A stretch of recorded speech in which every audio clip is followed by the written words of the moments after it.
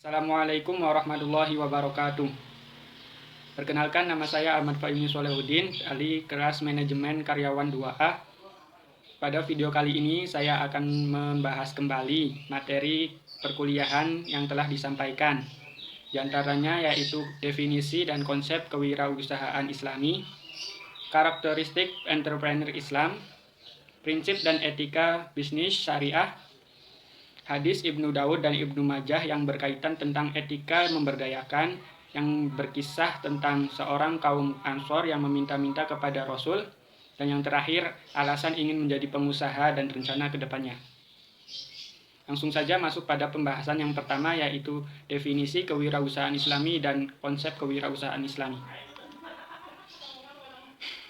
Kewirausahaan Islami adalah segala aktivitas yang diusahakan secara perniagaan dalam rangka memproduksi suatu barang atau jasa dengan jalan yang tidak bertentangan dengan syariat Islam. Konsep kewirausahaan Islami.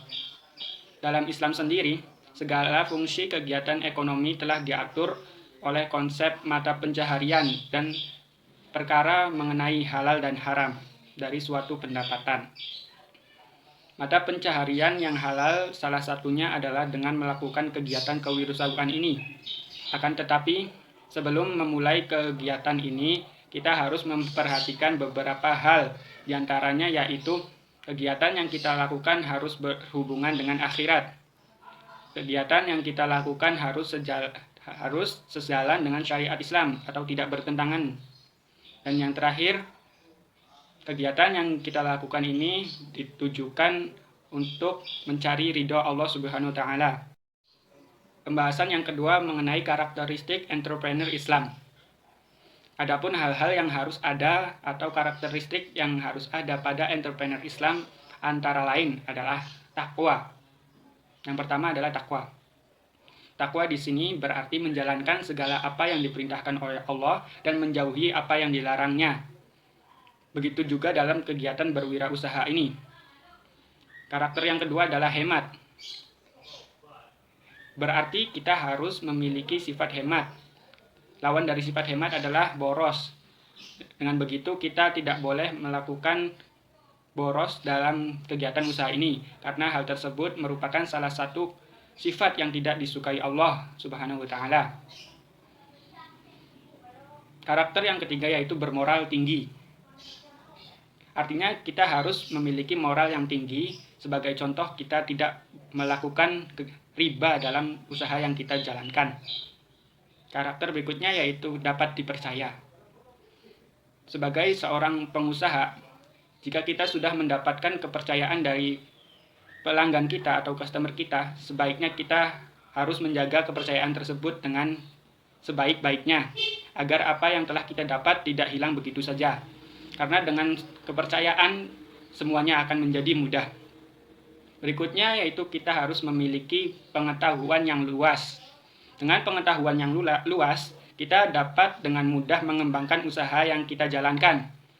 Karena kita telah memiliki ilmu untuk mengembangkan dan bagaimana caranya agar usaha kita ini tetap berjalan dan maju. Dan yang terakhir yaitu peduli dengan lingkungan. Artinya kita tidak boleh egois mentang-mentang kita telah sukses, kita melupakan lingkungan sekitar kita. Bahasan berikutnya yaitu prinsip dan etika bisnis syariah. Dalam menjalankan suatu bisnis, tentunya kita harus memiliki prinsip dan etika yang sesuai dengan syariah, supaya apa yang kita lakukan tidak merugikan khususnya diri kita sendiri, bahkan orang lain yang terlibat dalam usaha yang kita jalankan. Berikut ini akan dibahas tentang prinsip dan etika bisnis syariah. Prinsip bisnis syariah adalah sesuatu kebenaran yang sesuai dengan aturan Islam, yang dijadikan dasar atau pedoman dalam berpikir atau berkegiatan, khususnya kali ini dalam kegiatan bisnis. Dalam bisnis ada prinsip-prinsip yang harus dijalankan. Prinsip dalam bisnis digolongkan menjadi dua, yaitu prinsip umum dan prinsip khusus. Prinsip umum terdapat 6 bagian. Bagian yang pertama yaitu prinsip ilahiyah atau prinsip ketauhidan. Prinsip tauhid berarti prinsip bisnis yang di dalam pengolahan bisnisnya didasarkan pada nilai-nilai ketauhidan sebagai pemandunya. Dalam prinsip ini bukan hanya mencakup ranah ritual saja, akan tetapi mencakup seluruh sendi-sendi kehidupan. Salah satunya yaitu bisnis, agar apa yang kita lakukan ini dapat bernilai ibadah, bukan hanya materi saja. Yang prinsip kedua yaitu prinsip nabawi atau kenabian. Prinsip bisnis yang dalam kegiatan pengolahan bisnisnya didasarkan pada nilai-nilai kenabian sebagai pemandunya. Nilai-nilai kenabian ini terdapat 4, yaitu syidik yang berarti jujur, amanah dapat dipercaya, tabligh menyampaikan, dan fatonah yang berarti cerdas. Dalam bisnis ini kita harus bisa menerapkan keempat nilai tersebut. Akan tetapi pada hakikatnya kita tidak akan bisa sesempurna Nabi Muhammad SAW. Tetapi kita harus tetap berusaha secara maksimal untuk menerapkan keempat sifat tersebut dalam kegiatan bisnis yang kita jalankan. Prinsip yang ketiga yaitu prinsip adliyah atau prinsip keadilan. Prinsip bisnis yang di dalam kegiatan pengolahan bisnisnya didasarkan pada nilai-nilai keadilan sebagai pemandunya. Hakikatnya, prinsip ini yaitu bagaimana kita menghadirkan kemaslahatan secara umum dan menghapus segala bentuk perbuatan yang dapat merugikan orang lain. Prinsip yang keempat yaitu prinsip hurriyah atau prinsip kebebasan. Prinsip bisnis yang dalam kegiatan pengolahan bisnisnya didasarkan pada nilai-nilai kebebasan sebagai pemandunya. Kebebasan yang dimaksud adalah kebebasan melakukan sesuatu atau tidak melakukan sesuatu selama hal tersebut tidak ada dalil yang melarangnya. Prinsip yang kelima adalah prinsip musawwah atau kesetaraan. Prinsip bisnis yang di dalam pengolahan bisnisnya didasarkan pada nilai-nilai kesetaraan. Prinsip ini mengubah atau mengangkat derajat seseorang karyawan menjadi seorang partner kerja atau rekan kerja, mitra kerja, dan sebagainya. Hal ini dapat menghilangkan sifat yang membeda-bedakan. Dalam Islam sendiri pula, semua pihak yang terlibat dalam kegiatan bisnis ini memiliki kedudukan yang sama, tidak membedakan mana pedagang besar dan mana pedagang kecil. Hal ini bertujuan untuk menghilangkan adanya kegiatan monopoli. Prinsip yang keenam yaitu prinsip ta'awun atau tolong-menolong. Prinsip bisnis yang dalam pengolahan bisnisnya didasarkan pada nilai-nilai saling tolong-menolong sebagai pemandunya. Tolong-menolong di sini berarti adalah tolong-menolong dalam kebaikan, bukan tolong-menolong dalam keburukan. Begitulah penjelasan tentang prinsip umum. Yang berikutnya adalah prinsip khusus. Prinsip khusus ini merupakan turunan dari prinsip umum. Prinsip khusus biasanya juga disebut sebagai asas-asas. Adapun prinsip khusus diantara lain sebagai berikut. Yang pertama ada prinsip taba'udul manafi atau pertukaran manfaat. Prinsip ini merupakan asas pertukaran manfaat atau keuntungan antar pelaku bisnis. Dengan adanya prinsip ini dapat meminimalisir adanya pihak-pihak yang dirugikan. Prinsip yang kedua yaitu prinsip pemerataan. Prinsip ini merupakan penerapan prinsip keadilan dalam kegiatan bisnis. Prinsip ini menghendaki untuk setiap orang berkesempatan menjalankan bisnisnya dan memiliki kesempatan yang sama antar pembisnis agar tidak terjadi monopoli. Yang ketiga yaitu prinsip antarodin atau saling ridho. Prinsip ini mengharuskan untuk segala transaksi yang terjadi harus saling suka sama suka atau saling ridho agar tidak adanya pemaksaan dan berujung pada memakan harta atau hasil dari yang tidak baik. Prinsip yang keempat adalah adamul maghadir, yaitu meniadakan maghadir. Maghadir di sini merupakan singkatan dari masyir yang berarti judi, gharar yang berarti ketidakjelasan yang merugikan, zolim, kenestaan, iktinas menimbun sesuatu di atas kesulitan orang lain yang bertujuan untuk mencari keuntungan lebih, dan riba yaitu bunga. Jadi pada prinsip ini bertujuan untuk menghilangkan hal-hal tersebut dalam kegiatan bisnis yang kita lakukan. Prinsip yang kelima yaitu prinsip al-birra wa al-taqwa atau tolong menolong dalam kebenaran dan takwa.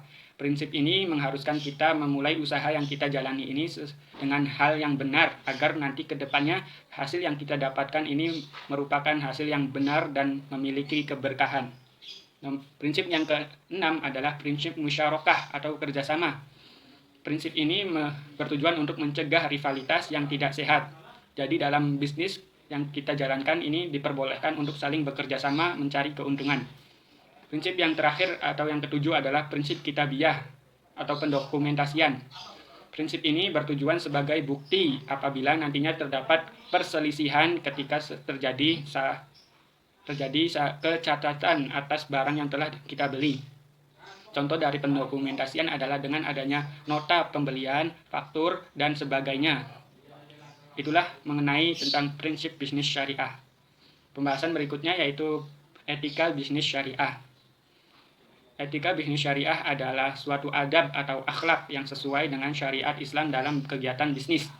Berikut ini adalah beberapa etika syariah dalam berbisnis. Yang pertama ada etika bersifat memberdayakan. Etika ini berkaitan tentang bagaimana kita atau bagaimana adab kita membantu pihak yang lemah. Yang kedua ada etika pembayaran upah. Dengan etika ini, pembayaran upah harus disegerakan sesuai dengan hadis yang menjelaskan bahwa pembayaran upah itu dilakukan sebelum keringat pekerja mengering. Etika berikutnya yaitu etika yang mengatur tentang jual beli dan utang. Dalam kegiatan jual beli dan penagihan utang, hendaknya kita beretika yang baik supaya yang kita dapatkan itu mendapat rahmat Allah atas apa yang telah kita lakukan. Etika berikutnya yaitu adalah etika dalam pemasaran. Etika pemasaran ini mengatur tentang bagaimana sikap kita dalam kegiatan pemasaran. Dalam pemasaran ada 10 hal yang harus dihindarkan atau tidak boleh dilakukan. Yang pertama adalah khianah, yaitu penjelasan penjual kepada pembeli yang tidak sesuai dengan sebenarnya mengenai harga modal. Yang kedua ada tawrir. Tawrir adalah membujuk pihak lain dengan ucapan atau perbuatan yang berlebihan atau perbuatan bohong dengan tujuan menarik simpati. Etika yang ketiga adalah hal ketiga yaitu tadlis. Tadlis adalah penjual menyembunyikan kecacatan suatu barang untuk mengelabui pembeli supaya barang tersebut seolah-olah terlihat sempurna. Yang keempat adalah tadlis fi al-ba'i al-murabahah. Tadlis fi al-ba'i al-murabahah ini merupakan kebohongan penjual kepada pembeli terkait harga yang diperoleh.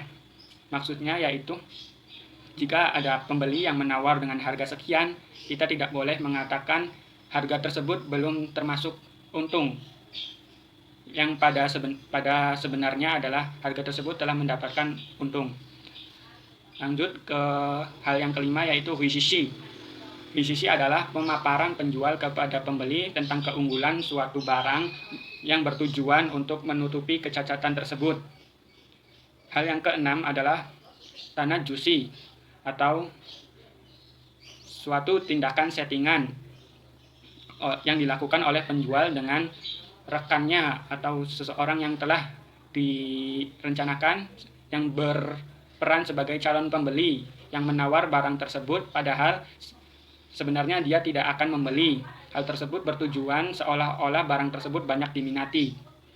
Yang ketujuh adalah muqamarah atau suatu kegiatan praktek pemasaran jasa yang penjelasan mengenai jasa tersebut tidak sesuai dengan apa yang dijelaskan. Hal tersebut demi keuntungan semata. Hal yang kedelapan adalah ighror, janji komisi yang berlebihan kepada seseorang dari suatu perusahaan atau apa itu yang mengakibatkan seseorang yang dijanjikan tersebut lalai akan kewajibannya. Hal yang kesembilan adalah talbis. Talbis adalah suatu kegiatan oleh penjual yang menyembunyikan kecacatannya dan melebih-lebihkan suatu kelebihannya dari suatu barang tersebut. Yang ke-10 adalah khitman. Khitman ini hal yang terakhir yaitu menyembunyikan dengan sengaja informasi mengenai suatu barang yang seharusnya dapat diketahui oleh pembeli sebelum melakukan akad. Lanjut pada etika yang terakhir yaitu etika kontemporer. Etika kontemporer ini berkaitan dengan tata kelola perusahaan yang baik. Tata kelola perusahaan yang baik itu berdasarkan prinsip-prinsip keterbukaan, akuntabilitas, kemandirian, serta bertanggung-jawaban. Pembahasan berikutnya yaitu mengenai hadis dari riwayat Ibnu Dawud dan Ibnu Majah tentang etika memberdayakan, yang artinya seorang laki-laki dari kaum Ansor datang menemui Nabi dan meminta sesuatu yang ia perlukan. Nabi bertanya kepada laki-laki tersebut, apakah di rumahmu ada sesuatu? Lalu ia menjawab, ada selembar hils yang sebagiannya kami pakai dan sebagiannya lagi kami gelar, dan sebuah kab yang biasanya kami gunakan untuk meminum air. Nabi bersabda, coba Anda serahkan kepada saya kedua barang tersebut. Laki-laki itu kemudian mengambil dan menyerahkan kedua barang tersebut kepada Nabi. Nabi pun menerimanya. Kemudian Nabi menawarkan, siapakah yang mau membeli kedua barang ini? Seorang berkata, saya siap membeli kedua barang tersebut dengan harga 1 dirham. Nabi menawarkan lagi hingga 1 atau 2 kali. Man yazid ala dirhamin, siapakah yang mau menambahkan 1 dirham lagi? Seorang menjawab, saya mau membeli keduanya dengan harga 2 dirham. Nabi pun menyerahkan kedua benda itu kepadanya dan menerima 2 dirham. Lalu menyerahkan uang 2 dirham itu tadi kepada orang Ansor tersebut dan bersabda, berilah makanan dengan 1 dirham, lalu berikan kepada keluargamu. 1 dirham lagi kamu belikan kampak dan nanti serahkan kepadaku. Orang tersebut kemudian menyerahkan kampak kepada Nabi. Nabi menerimanya, lalu Nabi memasangkan kayu. Nabi bersabda, pergilah mencari kayu bakar dan juallah. Saya tidak mau melihatmu selama 15 hari. Kemudian orang itu pergi mencari kayu bakar dan menjualnya. Setelah 15 hari orang tersebut datang lagi. Lalu uang yang ia peroleh belikan makanan dan pakaian. Rasul bersabda, apa yang kamu lakukan itu lebih baik bagi kamu daripada kamu meminta-minta yang kelak pada hari kiamat akan menjadi noda hitam di wajahmu. Jadi pelajaran yang dapat kita ambil dari hadis tersebut bahwa meminta-minta merupakan perilaku yang tidak bagus atau tidak boleh, karena akan menjadi noda hitam di wajah ketika hari kiamat kelak. Kemudian pelajaran lainnya yaitu bahwa aktivitas lelang itu diperbolehkan dan pelelangan juga dapat diwakilkan seperti yang dicontohkan tadi oleh Nabi Muhammad SAW, yang mana beliau mewakilkan pelelangan 2 barang tersebut. Kali ini kita masuk pada pembahasan yang terakhir, yaitu mengenai saya akan menjelaskan mengapa saya ingin menjadi seorang pengusaha. Karena menurut saya seorang pengusaha itu kerjanya enak, ringan, maksudnya tidak terikat oleh aturan, tidak ada yang mengatur, kita bisa kapan saja melakukannya, dan kalau emang rezekinya di situ, gajinya itu melebihi gaji yang orang bekerja pada seseorang seperti di perusahaan dan instansi lainnya. Tetapi untuk saat ini saya masih belum mempunyai perusahaan saya sendiri. Untuk rencana kedepannya saya akan mulai usaha khususnya di bidang kuliner. Untuk usaha apa sajanya saya masih merahasiakannya. Tunggu saja ya. Doakan semoga nanti sukses ke depannya. Terima kasih atas perhatiannya. Kurang lebihnya mohon maaf. Wassalamualaikum warahmatullahi wabarakatuh.